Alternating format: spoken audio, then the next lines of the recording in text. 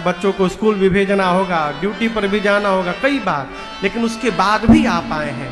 आप आए नहीं हैं, आपके हृदय में भगवान के कथा के प्रति जो प्रेम है वो प्रेम आपको यहां लाकर बिठाया है। जो रघुनाथ जी के श्री चरण में प्रेम करेगा उसी को भगवत उत्सव में आनंद की अनुभूति होगी। भगवान शंकर बोले अयोध्या में सबको आनंद नहीं मिल रहा है, जो प्रेम करता है उसी को मिल रहा है। मां बोली प्रभु अयोध्या में भी ऐसा कोई है जो राम जी को प्रेम न करे? बोले है ना, अयोध्या में भी एक है। कौन? नाम मंथरा मंदमती। कौन? जोर से कहिए। हाँ, मंथरवा को आनंद नहीं मिल रहा है। ये राम जी से बैर करती है बचपन से ही, प्रेम नहीं करती, इसको आनंद नहीं मिल रहा है। मां ने, भगवान शंकर बोले देवी भगवान से विमुख होकर करोड़ों उपाय जीव कर ले, कौन है जिसका बंधन समाप्त हो जाएगा? मां के गर्भ से बाहर निकलते जीव, जब हम लोग मां के गर्भ से बाहर निकलते माया का आवरण चढ़ गया जीवन में, माया लपेट ली हो हम लोग को। जैसे पकौड़ी के चारों तरफ बेसन लिपटता है ना, उसी प्रकार हम लोग के चारों तरफ माया लिपटी है। यही माया नचा रही है। लेकिन आपसे बताऊं, भगवान शंकर कहते हैं जो माया जीव को नचाती है वो माया केवल भगवान से ही डरती है। सो माया प्रभु सो भय भाखे। कबीरदास जी कहते माया महा ठगनी हम जान। माया से बचने का कोई उपाय नहीं है। बोल भले दे हम कि माया से बचिए, माया से बचिए, जो बोल रहा है वो बच गया है का है? जब हम ही नहीं बच पाए हैं तो आप कहां से बचेंगे? हो माया से बचा नहीं जा सकता, लेकिन माया से डरने का भी विषय नहीं है। क्यों? वो माया केवल भगवान राम से डरती है, इसलिए राम जी के शरण में रहिए। ये माया आपका कुछ नहीं बिगाड़ सकती है। भगवान शंकर कहते हैं जीव चराचर बस कै राखे। चराचर जगत को जो अपने बस में करके रखती है सो माया केवल प्रभु सो भय भाखे। वो केवल भगवान से डरती है। इसलिए जो अब तक प्रेम नहीं कर पाया है, प्रेम करिए, प्रेम करिए, माया के चंगुल से बच जाएंगे।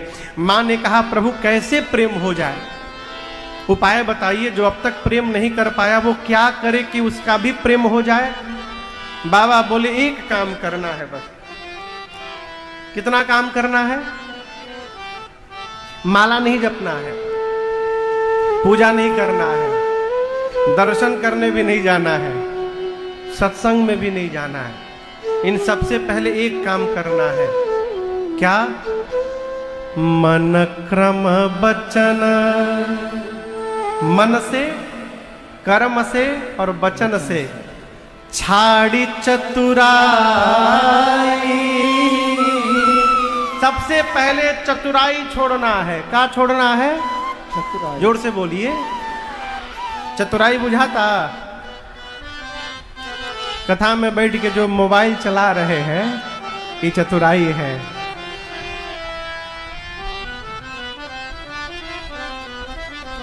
बैठे पंडाल में, ध्यान लगा है चप्पल पर, केहुले मत जाओ हमारा, ये चतुराई है। चतुराई का अर्थ शरीर जहां है वहां मन नहीं है, ये चतुराई है, ये मानसिक चतुराई। कर्म की चतुराई क्या है? कई लोग इसलिए भी माला जपते हैं कि लोग जाने हम भगत हैं। माला लेके बैठेंगे, हर 2 मिनट पर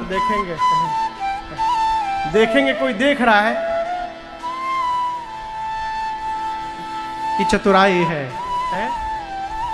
एक श्रोता ने बहुत पहले हमसे प्रश्न किया, महाराज हम जो माला जपते हैं भगवान को पता चलता है? अरे भगवान को ये भी पता चलता है तुम असली में जप रहे हो कि नकली में जप रहे हो, उनको सब पता है। ये चतुराई है। कहे कुछ और करे कुछ और, ये चतुराई है। सबसे पहले देखिए, चतुराई छोड़ देना एक है। आप समझ रहे मेरी बात को?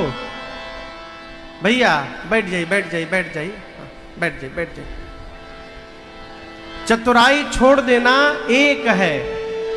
यहां से पांडाल के आखिरी छोर तक यदि शून्य शून्य लिखते जाइए, 0 0 लिखते जाइए, तो अंत में क्या बचेगा? कहिए, जोर से कहिए, शून्य। कब तक? जब तक शून्य के पहले एक न लिखा हो। यदि एक नहीं लिखा गया है तो आप कितनों शून्य लिखते जाइए, वो शून्य ही होगा। लेकिन एक लिखने के बाद यदि शून्य लगाइएगा तो कितना होगा? दूसरा शून्य लगाइएगा तो 100, तीसरा शून्य लगाइएगा 1000, चौथा लगाइएगा 10,000। जैसे शून्य लगता जाएगा 10 गुना बढ़ता जाएगा। चतुराई का त्याग करना एक है। उसके बाद एक एक शून्य लगाते जाइए। पूजा करना शून्य है, जप करना दूसरा शून्य है, दर्शन करना तीसरा शून्य है। जितना साधन करिएगा 10 गुना बढ़ता जाएगा। लेकिन यदि एक नहीं लगा, चतुराई नहीं समाप्त हुई, तो कितनों माला जपिए, कुछ होने वाला नहीं।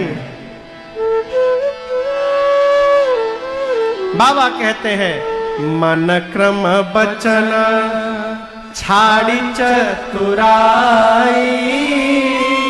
भजत कृपा करि हरि रघुराई।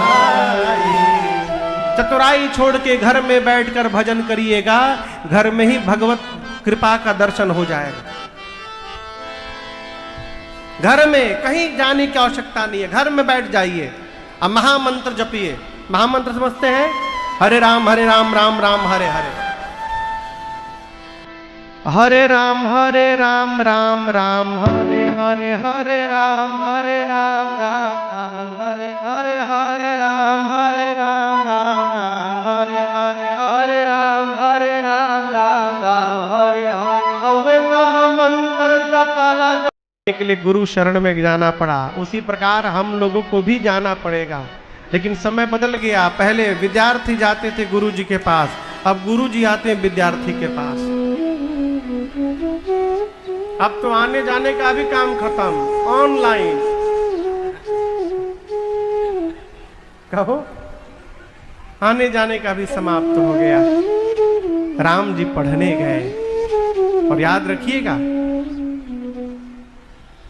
राम जी जाकर संस्कार की पढ़ाई पढ़े। बुरा न मानिएगा, विद्यालय में कितना संस्कार मिलेगा वो भगवान जान रहे हैं। इसलिए अपने बच्चों को खूब महंगे स्कूल में पढ़ाइए, अच्छी बात, लेकिन संस्कार देने का कार्य अपने घर में करिए। यदि स्कूल के भरोसे हो गए तो फिर तो भगवाने मालिक है। का होई का नमूना बन के निकलेगा वो भगवाने जानत है। भगवान क्या संस्कार पढ़े? प्रातः काल उठ के रघुनाथा, मातु पिता गुर ना वही माथा।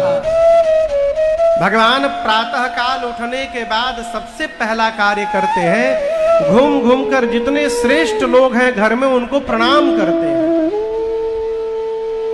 बच्चों में संस्कार दीजिए, रात को सोने जाएं तो प्रणाम करके जाएं, अब प्रातः काल जगे तो उठने के बाद प्रणाम करें। हम तो एक बात कहेंगे, बच्चों को बाद में बतावें, पहले हम अपने माई बाप को प्रणाम करना प्रारंभ कर दे, बच्चे हमको देखकर स्वयं हमको करने लगेंगे। है? भगवान वेद पुराण सुनहि मन लाई, आप कहीं अनुजन समुझाई। भगवान वेद पुराण की कथाओं को पहले स्वयं सुनते हैं, बाद में छोटे भाइयों को सुना करके समझाते हैं।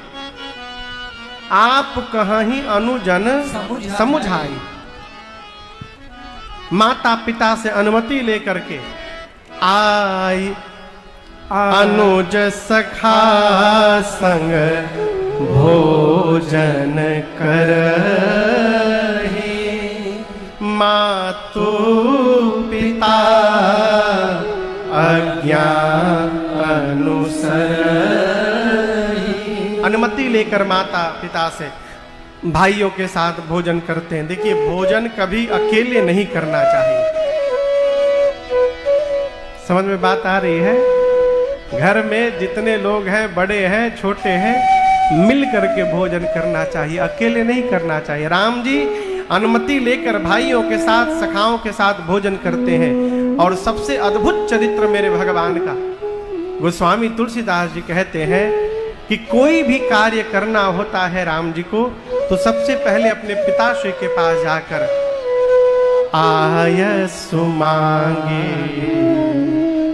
करहि पूर काजा, देखी चरित हर सैमान राजा। कोई भी कार्य करना होता है तो मेरे प्रभु पहले जाकर अपने पिताश्री से अनुमति मांगते हैं। आयस मांगी मांगी प्रभु कार्य को पूर्ण करते हैं। और रघुनाथ जी के इस चरित्र को देखकर श्री चक्रवर्ती जी महाराज हृदय में आनंदित होते हैं। पूछ कर करने का कार्य स्वभाव बनाइए। क्यों? जब हम श्रेष्ठ से पूछ करके अनुमति लेकर और आज्ञा लेकर कोई भी कार्य करने जाते हैं तो फिर हम कार्य नहीं करते, श्रेष्ठ की आज्ञा ही कार्य को पूर्ण करा देती है। ये बतिया बुझा रहा है? हनुमान जी महाराज सीधे नहीं चले गए सीता मैया का पता लगाने। राम जी जब तक नहीं बोले, राम जी की आज्ञा मिली, हनुमान जी गए, कार्य पूर्ण कर करके आए। इसीलिए घर में यदि हमसे श्रेष्ठ उपस्थित है, भले कितनों बुजुर्ग हो गए हो, देखिए करना आप ही को है। पिताजी यदि 90 वर्ष के हो गए हैं, खाट पर है, तो पिताजी नहीं करेंगे, उसको बताया नहीं जा सकता, आदेश देंगे, उनके आशीर्वाद से कार्य पूर्ण हो जाएगा।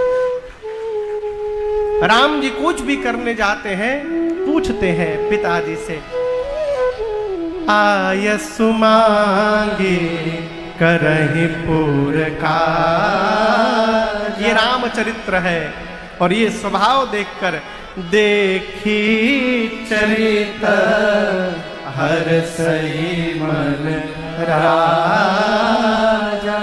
भगवान गुरुदेव भगवान के आश्रम से विद्या प्राप्त करके पढ़ करके वापस श्री अवध आए। अब पूज्यपाद गोस्वामी तुलसीदास जी महाराज कथा को अयोध्या से लेकर बक्सर पहुंचे। कहाँ पहुंचे? बक्सर जानते कहाँ है? यहाँ बक्सर का कोई है?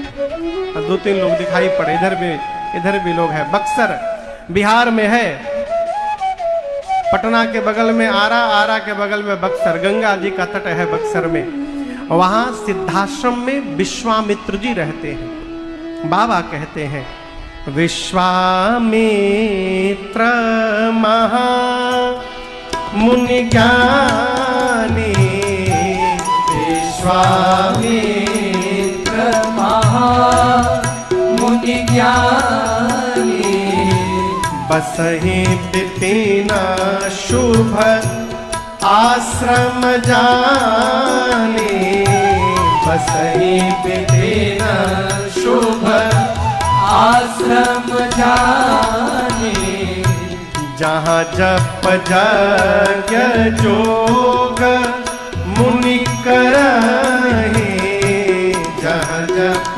यज्ञ जोग मुनि करहि, अति मारीच सुबाहु डरहि, अति मारीच सुबाहु डरहि, गाधी तनया मन चिंता व्यापी, गाधी तनया मन चिंता व्यापी, हरि बिनु मरहि निश्चर पावे, हरि बिनु मरहि निश्चर पावे, हरि बिनु मरहि निश्चर पावे, हरि बिनु मरहि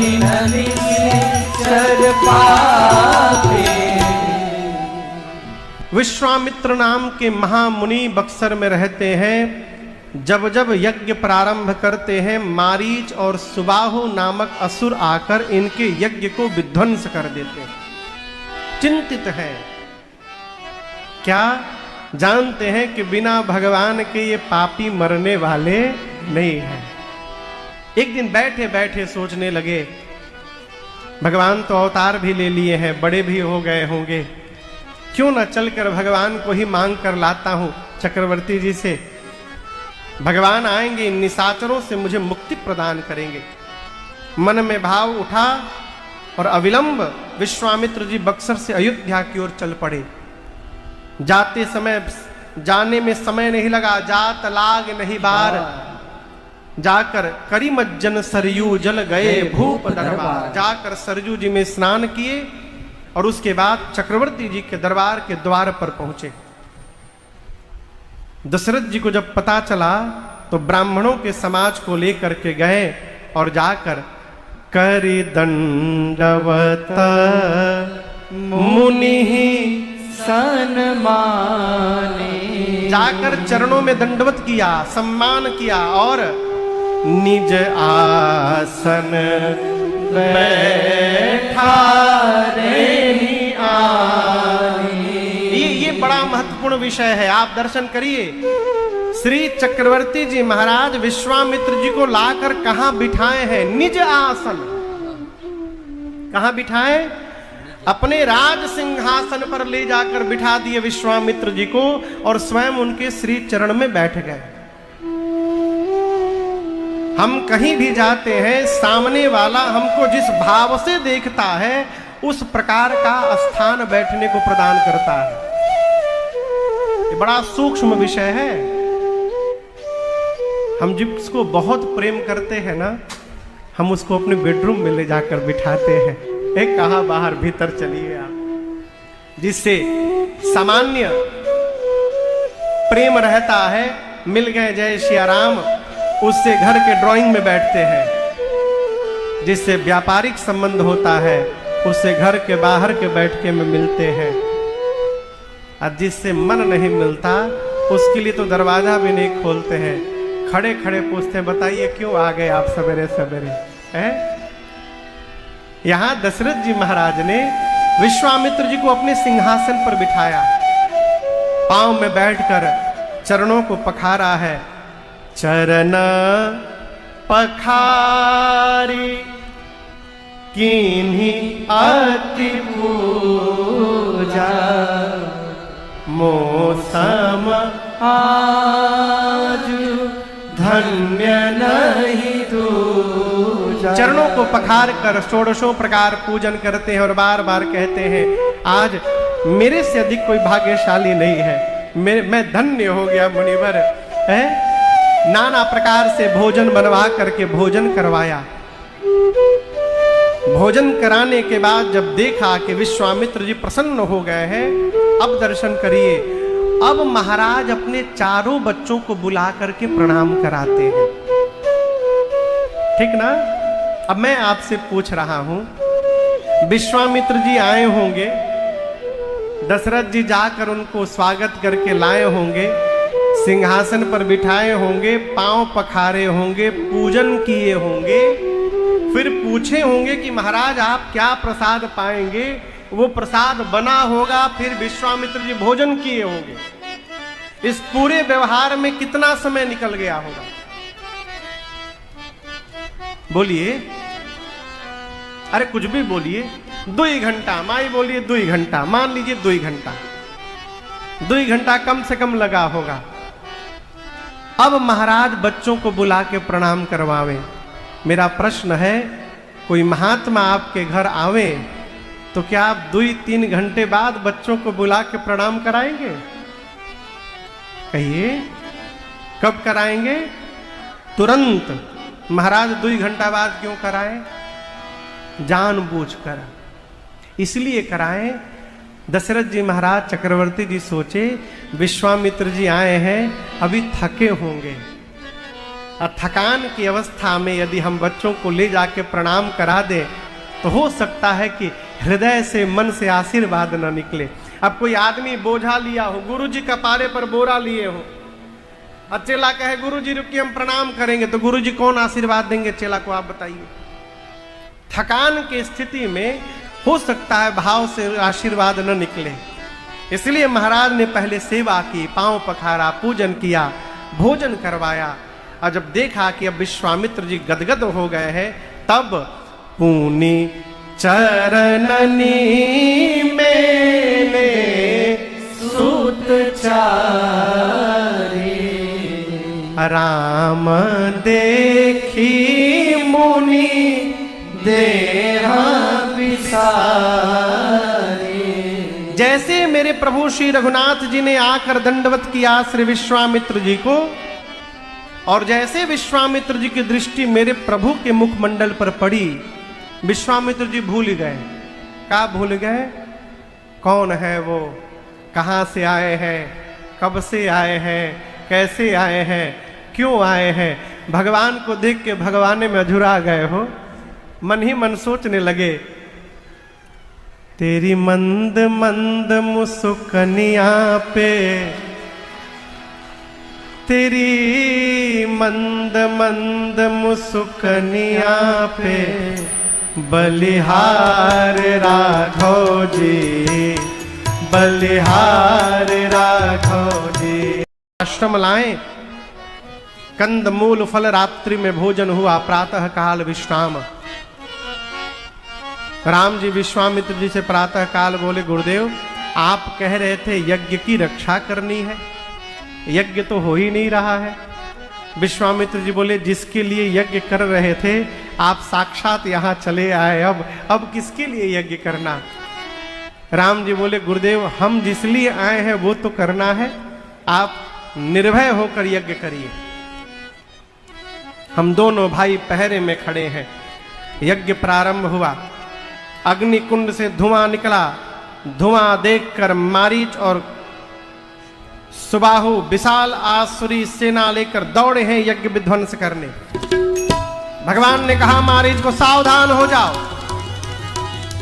भगवान मन में सोचे, आज इसको मारूंगा नहीं, क्योंकि आज यदि मर जाएगा तो सोने का हिरण कौन बनेगा आगे, इसका काम है अभी। इसलिए भगवान ने बाण से फर निकाला। अब बिना फर का बाण, बिनु फर बाण राम ते मारा, सत जो जन का सागर पारा, सत जो जन का सागर पारा, सत जो जन का सागर पारा। पावक सरस बाहु पुनि मारा, अनुज निशाचर खटक संहारा, अनुज निशाचर खटक संहारा। भगवान ने बिना फर का बाण मारा। किसको? मारीच को। मारीच 100 योजन दूर समुद्र के तट पर जाकर गिरा। सुबाहु को अग्नि बाण से जलाकर भगवान ने भस्म कर दिया। जितनी निशाचरी सेना पीछे थी, लक्ष्मण भैया ने एक ही बाण में सबको समाप्त कर दिया। देवता आकाश से पुष्प की वर्षा करके भगवान पर जय जयकार करते हैं। बोलिए यज्ञ रक्षक भगवान की जय। कुछ दिन भगवान लक्ष्मण भैया के साथ विश्वामित्र जी के आश्रम बक्सर में रहे। एक दिन विश्वामित्र जी ने राम जी से कहा, राम जी एक यज्ञ की रक्षा आपने यहां बक्सर में कर दी, एक दूसरा यज्ञ मिथिला में होने जा रहा है। कौन सा यज्ञ? कहिए कहिए, कौन सा यज्ञ? धनुष यज्ञ। मेरा अपना अनुभव कह रहा है राम जी, मेरा यज्ञ पूर्ण नहीं हो रहा था, आप आए तो विश्वामित्र का यज्ञ पूर्ण हो गया। आप यदि मिथिला चलेंगे ना तो मेरा मन कह रहा है आपके जाने से ही जनक जी का भी यज्ञ पूर्ण हो जाएगा। आप मिथिला चलेंगे? राम जी बोले जो आज्ञा गुरुदेव। अचल पड़े। धनुष यज्ञ सुनी रघुकुल नाथा हरसि चले मुनिवर के साथ। आपको बताऊं, चलते चलते एक स्थान पर मेरे प्रभु अचानक रुक गए। राम जी खड़े हो गए, बंजर स्थान था। विश्वामित्र जी पूछे राम जी क्या हो गया? राम जी बोले गुरुदेव इधर देखिए ना एक बार। ऋषि आश्रम से कोई पुण्य थले पर आज लगे उजड़ी उजड़ी नर नारी नहीं पशु पक्षी होना सुनसान दशा बिगड़ी बिगड़ी। राम जी बोले गुरुदेव यह स्थान देखने में बंजर लग रहा है, सुहावन नहीं है, लेकिन पावन लग रहा है। स्थान देखकर ऐसा लग रहा है कि यहाँ पर पहले किसी महात्मा मुनि का आश्रम रहा होगा, और यहाँ यदि किसी मुनि का आश्रम रहा होगा तो क्या कारण है? आज यहाँ न कोई नर है, न कोई नारी है, न कोई पशु है, न कोई पक्षी है, और इस स्थान के बीच में ये शिला कैसी रखी हुई है? गुरुदेव ये कौन है? विश्वामित्र जी बोले राम मैं सैकड़ों बार इधर से गया हूं, नित्य हजारों लोग आते हैं जाते हैं, कोई भी इस शिला की ओर देखता भी नहीं है। आप तो आज पहली बार आए, अब पहली बार ही आपकी दृष्टि इधर कैसे चली गई राम? राम जी बोले गुरुदेव स्वभाव के कारण, मेरा यही स्वभाव है, मैं करूं क्या? जिसको कोई नहीं देखता है उसको राम देखता है, इस स्वभाव से मेरी दृष्टि इधर चली गई। गुरु ये कौन है? गुरु जी ने सब बताया। सकल कथा मुनि कहा विशेष। कौन सी कथा कही? कहने वाले विश्वामित्र जी जाने और सुनने वाले राघव जी जाने। गोस्वामी जी ने यहां लिखा नहीं कि कौन सी कथा कही विश्वामित्र जी ने, और ये भी ना समझिएगा कि गोस्वामी जी को पता नहीं था।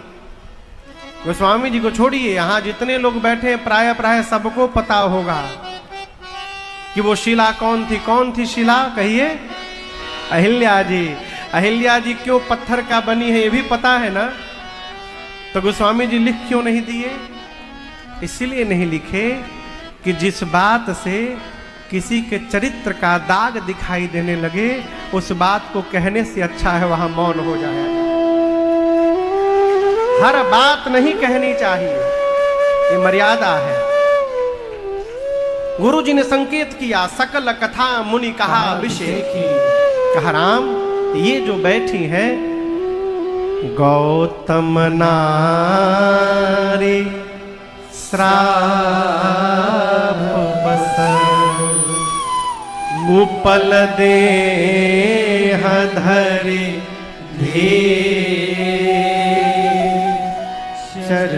चरण कमल रज चाहते कृपा करहु रघुबीर। राम ये गौतम ऋषि की अर्धांगिनी अहल्या है, युगों से आपके चरण रज की प्रतीक्षा में बैठी है। इनके पति गौतम ऋषि ने ही इनको शाप दे दिया और आपके चरण रज से उस शाप का मोचन बताया। हे राघव कृपा करहु रघुबीर। आप कृपा करिए। और जैसे विश्वामित्र जी ने कहा, भगवान ने अविलंब, यहां एक बात समझिएगा, राम जी पांव नहीं रख दिए, पांव नहीं रखे हो। क्यों? माँ अहल्या ऋषि पत्नी है। राम जी ऋषियों के चरणों में दंडवत करते हैं, तो ऋषि पत्नी के ऊपर पांव कैसे रख देंगे।